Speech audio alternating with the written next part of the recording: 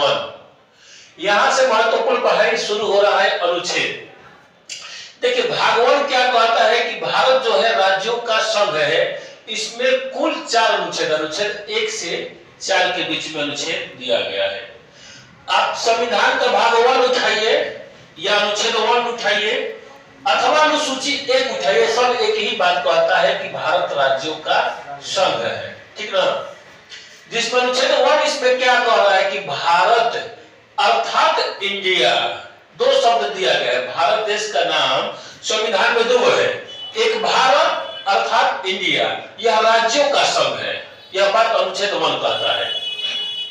अनुच्छेद 2 में क्या कह रहा है कि संसद अगर चाहे तो कानून बनाकर यानी कि विधि द्वारा शर्तों मैंने कुछ शर्त एवं रजिस्ट्रेशन के द्वारा आधार पर भारत में नए राज्य का प्रवेश करा सकता है। अनुच्छेद 2 यही कह रहा है कि भारत में नए राज्य संसद भवन स्थापित करना चाहता है, नए राज्य बनाना चाहता है तो किस अनुच्छेद के तहत बनाएगा, तो अनुच्छेद 2 के तहत। इसका सबसे बेस्ट एग्जांपल क्या है तो सिक्किम है। क्या है? सिक्किम पहले एक स्वतंत्र देश था, चाइना के दबाव में इसने क्या किया, चाइना इस पर लगा दबाव डालने के तुम चाइना में मिल जाओ, तो आगे चलकर के सिक्किम भारत का सहराज्य बना, इसके बाद पूर्णतः राज्य बन गया, ठीक है। इसके बाद अनुच्छेद 3 क्या कह रहा है कि भारत का कोई भी राज्य है, जैसे बिहार हो गया, बंगाल हो गया, तो भारत के किसी भी राज्य में यदि उसकी राजधानी बदलना है, राजधानी का नाम बदलना है, उस राज्य का क्षेत्र बदलना है, तो संसद कर सकता है अनुच्छेद 3 के तहत, या नए राज्य का निर्माण कर सकते हैं। जैसे बिहार है तो बिहार को 3 राज्यों में विभक्त कर सकता है, ये पावर संसद के पास है। अथवा बिहार, उत्तर प्रदेश और बंगाल को मिलाकर एक राज्य भी बना सकता है, यह पावर संसद के पास है अनुच्छेद 3 के तहत। यहां पर अनुच्छेद 4 नहीं लिखे हैं। अनुच्छेद 4 यही कहता है कि अनुच्छेद 2 और 3 के प्रयोग कैसे करेंगे, बस इसीलिए महत्वपूर्ण नहीं तो अनुच्छेद 4 नहीं लिखवाए हैं। अनुच्छेद 4 कभी भी नहीं पूछेगा, यानी कि अनुच्छेद 2 और 3 का प्रयोग हम लोग कैसे करेंगे, इस चीज का उल्लेख किसमें किया गया है, अनुच्छेद 4 में। अब देखिए संविधान का भाग 2 हम लोग पढ़ेंगे जो कि अनुच्छेद 5 से 11 का है, और भाग 2 में किसका उल्लेख किया गया है, तो नागरिकता का। ध्यान रखिएगा, भारत में एकल नागरिकता है। एकल नागरिकता का मतलब केंद्र सरकार सिर्फ नागरिकता देगा, और हमारी एकल नागरिकता कहां से लिया गया है, तो ब्रिटेन से लिया गया है, ठीक है। नागरिकता हम लोगों को भारत सरकार 5 तरीके से देती है, ठीक है। नागरिकता अधिनियम 1955 ईस्वी में बात कहा गया है कि नागरिकता 5 प्रकार से दी जा सकती है। समझ में रहा, क्यों दिक्कत नहीं रहे। पहला कि जन्म से आपको नागरिकता दिया जा सकता है। यदि आपका जन्म भारत देश में हुआ तो आप भारत के क्या होंगे, नागरिक होंगे। दूसरा कह रहा है वंश परंपरा के आधार पर, यानी कि आपका वंश भारत का है तो भी आप नागरिक होंगे। जैसे मान लेते हैं कोई व्यक्ति है, ठीक है, यहाँ का पुरुष व्यक्ति है और जाकर ब्रिटेन में शादी कर रहा है, ठीक है, तो उससे जो संतान उत्पन्न होगा वो भी भारत का नागरिक होगा। क्यों? क्योंकि पुरुष का वंश कहां से है, भारत से है, तो वंश परंपरा के आधार पर भी नागरिकता दिया जा सकता है। तीसरा रजिस्ट्रेशन के द्वारा यानी कि पंजीकरण के द्वारा भी नागरिकता दी जा सकती है। पहले पंजीकरण के आधार पर केवल 6 माह समय दिया गया था कि आप 6 माह भारत में रहिए, रजिस्ट्रेशन का फॉर्म अप्लाई करिए और आपको भारत की नागरिकता मिल जाएगा। लेकिन 1986 ईस्वी के नागरिकता संशोधन अधिनियम में कहा गया कि पंजीकरण करने से पहले आपको 6 माह पहले भारत में रहना होगा, और कम से कम 5 वर्ष अगर भारत में रहेंगे ना, मैंने कोई भी विदेशी नागरिक अगर भारत में 5 वर्ष रह रहा है तब उसको रजिस्ट्रेशन के द्वारा नागरिकता दिया जा सकता है, ठीक ना। चौथा नागरिकता का अधिनियम है देशीकरण के द्वारा। देशीकरण के द्वारा का मतलब कोई भी विदेशी व्यक्ति है जो कला, संस्कृति, साहित्य में रुचि रखता है और उसका उसमें निपुणता है, तो उसको भी क्या करेगा, देशीकरण के द्वारा नागरिकता दिया जा सकता है। लेकिन कम से कम वो भारत में 10 वर्ष रह रहा हो। कितना वर्ष? 10 वर्ष अगर आप रहिएगा। पंजीकरण के द्वारा 5 वर्ष, ध्यान रखिएगा। अगर आप 5 वर्ष भारत में रह रहे और जमीन जगह खरीद लेंगे तो आपका क्या होगा, पंजीकरण के द्वारा नागरिकता मिल जाएगी। और देशीकरण के द्वारा अगर आप 10 वर्ष में रह रहे हैं लगातार तो आपका देशीकरण के द्वारा नागरिकता मिल जाएगा। पांचवा नागरिकता आपको मिलेगी भूमि विस्तार के द्वारा। भूमि विस्तार का मतलब मान लेते हैं भारत ने क्या किया कि आक्रमण कर दिया नेपाल पर, तो नेपाल का सारा भूमि जीत लिया, तो नेपाल के जितने लोग हैं निवासी उत्तर भारत में तुरंत आ जाएंगे ना, बुझाएगा। जैसे ये मान लेते हैं ये कोई देश हो गया ए और ये देश हो गया बी, और देश ए क्या किया, आक्रमण कर दिया देश बी पर, अब मैं इसके क्षेत्र कब्जा कर लिया, तो यहाँ के सारे निवासी स्वतः देश ए के नागरिक हो जाएंगे। बात समझ में रहा? तो ये भूमि विस्तार द्वारा भी नागरिकता स्वतः मिल जाती है। नागरिकता को 5 प्रकार से दिया जाता है, लेकिन नागरिकता का अंत 3 प्रकार से होगा। पहले का देखिए, नागरिकता का अंत दिया गया है, ठीक है। नागरिकता का अंत कैसे होगा? नागरिकता का परित्याग करने से। यदि आप भारत देश की नागरिकता का त्याग करते हैं, रिजाइन देते हैं, माने हम भारत देश की नागरिकता नहीं चाह रहे हैं, मैं इसका परित्याग करता हूं, तो आपकी नागरिकता स्वतः समाप्त, ठीक है। दूसरा, किसी अन्य देश की नागरिकता ग्रहण करने पर, मान लेते हैं हम भारत देश की नागरिक हैं और जाकर अमेरिका की नागरिकता ग्रहण करते हैं, या जाकर क्या करते हैं ब्रिटेन की नागरिकता ग्रहण करते हैं, तो भारत देश की नागरिकता स्वतः रद्द हो जाएगी, ऑटोमेटिक, आपको रद्द कराना नहीं पड़ेगा। तीसरा, सरकार द्वारा नागरिकता छीनने पर, यानी कि अगर कोई गलत कार्य करते हैं, देशद्रोह का कार्य करते हैं, तो सरकार आपको क्या करता है, आपकी नागरिकता तुरंत छीनेगी। क्यों छीनती है? क्योंकि भारत के लोगों को नागरिक, जितने नागरिक हैं उनको मौलिक अधिकार प्रदान है। बात समझ में रहा? भारत के जितने नागरिक हैं उनको मौलिक अधिकार प्राप्त है, और मौलिक अधिकार के तहत वो क्या करेंगे, सुप्रीम कोर्ट में जा सकते हैं।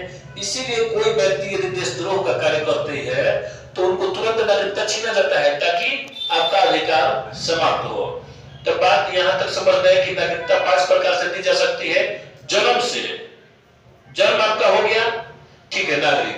वंश परंपरा से, आपका वंश यहाँ का हो। तीसरा, रजिस्ट्रेशन के द्वारा आपको नागरिकता दिया जाएगा। चौथा, देशीकरण के द्वारा आप 10 वर्ष भारत में रहिए, आपको नागरिकता मिलेगी। पांचवा, युद्ध के दौरान भूमि अगर विस्तार हो रहा है या कोई राज्य अनुच्छेद 2 के तहत भारत में खुद मिल रहा है, तो वहां के लोग हो जाएंगे कहां, भारत के नागरिक हो जाएंगे। नागरिकता का अंत 3 प्रकार से होगा। नागरिकता का खुद त्याग कर दीजिए, आप भारत के नागरिक नहीं रहेंगे। किसी अन्य देश के नागरिकता ग्रहण करते हैं तो भी नागरिक नहीं रहेंगे। तीसरा, क्या सरकार यदि नागरिकता छीन रही है तो आपका कहानी खत्म, ठीक है। अब हम लोग नागरिकता संबंधी अनुच्छेद देखेंगे 5 से लेके 11 में, 5, 6, 7, 8, 9, 10, 11 है ना, इस प्रकार से। देखिए यहाँ पर अनुच्छेद 5 कह रहा है कि संविधान के प्रारंभ में नागरिकता, संविधान किस दिन लागू हुआ, 26 जनवरी 1950। तो संविधान लागू होने के समय तक जितने व्यक्ति भारत में थे वो खुद भारत के नागरिक हो जाएंगे। ये बात कहा गई ना, समझ गए? फिर बता रहे अनुच्छेद 5 ये कहता है कि संविधान जिस दिन से लागू हुआ 26 जनवरी 1950 ईस्वी को, तो उस दिन से जो व्यक्ति भारत में थे वो खुद भारत के नागरिक हो गए हैं। अनुच्छेद 6 और 7 किसी भी एग्जाम में नहीं पूछता है, क्योंकि उस समय जब देश आजाद हुआ तो उस समय की स्थिति को नियंत्रित करने के लिए किया गया था। तो देख लेते हैं, अनुच्छेद कहता है 6 कि जब पाकिस्तान से जितने लोग, जब देश आजाद हुआ तो कुछ लोग पाकिस्तान गए, अब पाकिस्तान से कुछ लोग भारत आए, ठीक ना। तो ऐसा भी हुआ कि कुछ लोग पाकिस्तान गए और वहां पर मारकाट शुरू हो गया, तब पाकिस्तान राष्ट्र नहीं आया तो लोग भारत में भागना शुरू कर दिए। तो पाकिस्तान से जितने लोग भाग कर भारत में आए उन लोगों को भी नागरिकता दिया गया, और कहा गया कि जो लोग 19 जुलाई 1948 तक भारत में आ गए उनको नागरिकता दिया जाएगा। अनुच्छेद 7 कहता है कि भारत से पाकिस्तान गए लोगों को भी नागरिकता दिया जाएगा, लेकिन ये भी कहा गया कि जो 1 मार्च 1947 के पहले चला गया है उसी को दिया जाएगा। फिर रिटर्निंग आ रहा है तो उनको रजिस्ट्रेशन के द्वारा 6 महीना आप रजिस्ट्रेशन करके 6 माह भारत में रहिए, अच्छा से काम करिए, कमाइए, खाइए, आपको नागरिकता दिया जाएगा।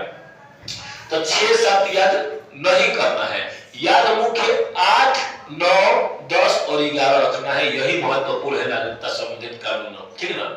अब अनुच्छेद 8 क्या कह रहा है कि भारत के बाहर रह रहा कोई भी बच्चा भारत का नागरिक होगा यदि उसके माता और पिता में से कोई भी एक व्यक्ति भारत का नागरिक है। ठीक नो, यानी कि वंश परंपरा का बात आ गया। जैसे मान लेते हैं यहाँ का कोई व्यक्ति है, मान लेते हैं हम जाकर राजदूत बन गए ब्रिटेन में, हमारी पत्नी वहां पर रह रही है, तो बच्चा होगा तो भाई तो नागरिक होगा ना भारत का। क्यों?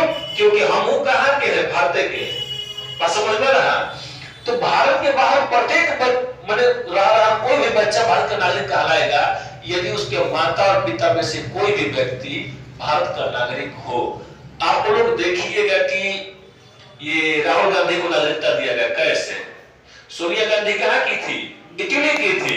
राजीव गांधी भारत के थे ना, तो राजीव गांधी गए सभा की इटली में पसंद आने कौन? सोनिया गांधी आके बियाह कर ली। उनका से कोई बोले क्या? 3 गो लड़का हुआ, 3 गो। हाँ, प्रियंका गांधी, राहुल गांधी, हाँ 2 गो लड़का हुआ। ठीक है, तो आप लोग देखिएगा कि प्रियंका गांधी को भी नागरिकता दिया गया, इसको भी दिया गया, राहुल गांधी को। क्यों? क्योंकि राजीव गांधी कहाँ के नागरिक थे? भारत के। बात समझ में रहा? इसके बाद क्या हो गया कि प्रियंका गांधी का शादी किससे हो गया? रॉबर्ट वाड्रा से हो गया ना। तो रॉबर्ट वाड्रा भी भारत का नागरिक हो गया। कैसे? क्योंकि प्रियंका गांधी कहाँ के नागरिक है? एशिया के। तो वो लड़कों कोई को मिलेगा नागरिकता। अब सानिया मिर्जा देखिए पाकिस्तान में शादी की है, सानिया मिर्जा का लड़का को मिल गया है कौन सी? भारत की नागरिकता। क्यों? क्योंकि सानिया मिर्जा भारत की है ना जी। तो ये कुल तथ्य समझ में आता है क्या बुझा? अब देखिए अनुच्छेद 9 हम बोले हैं कि विदेशी नागरिकता ग्रहण करिएगा तब का नागरिकता समाप्त हो जाएगा। तो अनुच्छेद 9 के तहत कहा गया है कि विदेशी नागरिकता यदि आप ग्रहण करते हैं तो भारत की नागरिकता की स्वतः समाप्त हो जाती है। इसका वो देखिएगा कैरेक्टर के पीछे लिखता है कि सटवा तगैल, यानी कि विदेश की नागरिकता ग्रहण किए तब भारत की नागरिकता समाप्त। ये बात अनुच्छेद 9 कह रहा है, हम नहीं कह रहे हैं। ठीक ना? अगला देखिए अनुच्छेद 10 नागरिकता का बने रहना। आपकी नागरिकता तब तक बने रहेगी जब तक कि आप अन्यथा कार्य नहीं करते हैं। अन्यथा कार्य का मतलब ऐसा कार्य जिसको संसद ने मना किया है करने के लिए आप कार्य कर रहे हैं। सब मान लेते हैं ये इसको, ये अनुच्छेद बहुत बढ़िया है। देखिए जैसे भारत चाइना वार हो गया, आपको ये चाइना जिंदाबाद तुरंत आपको खबर देगा क्योंकि आप देशद्रोह का कार्य कर रहे हैं। बस समझ में रहा? तो इसका रहना बहुत जरूरी था कि यही बात कह रहा है कि अनुच्छेद 10 कि आपकी नागरिकता का तब तक बने रहेगा जब तक आप गलत कार्य नहीं करते, अन्यथा कार्य नहीं करते, यानी देशद्रोह का कार्य नहीं करते हैं, तब तक आपकी नागरिकता बनी रहेगी, कोई नहीं छीन सकता। बढ़िया से कार्य करिए। अनुच्छेद 11 सबसे महत्वपूर्ण है। नागरिकता संबंधित कानून संसद बनाएगी, ये बात कहा गया अनुच्छेद 11 में। और संसद का एक मंत्रालय है, गृह मंत्रालय बनाती है। जब भी प्रश्न पूछेगा कि नागरिकता संबंधी कानून कौन बनाएगा? गृह मंत्रालय, यानी कि संसद भवन। और संसद भवन बनाएगा तो कौन अनुच्छेद के तहत? तो अनुच्छेद 11 के तहत। एगो नोट यहाँ पर लिखे हैं कि भारत में एकल नागरिकता है, भारत में एकल नागरिकता है। और भारत की जो एकल नागरिकता का प्रावधान है यह ब्रिटेन से लिया गया है। कहां से? ब्रिटेन से लिया गया है। जबकि अमेरिका में, यूनाइटेड स्टेट ऑफ अमेरिका में द्वि नागरिकता का प्रावधान है। द्वि नागरिकता का मतलब है कि राज्य सरकार नागरिकता देगी और केंद्र सरकार भी देगा। तो यही संबंधित था अनुच्छेद भाग 1 और भाग 2। ठीक है, कल हम लोग चालू करेंगे भाग 3 जो कि मौलिक अधिकार से संबंधित आ जाता है। वही थोड़ा सा लंबा चलेगा, बाकी तुमको समझ में आ गया कि कहना बुझे बुझा देना बिहार जाके चाहे उतार लगा के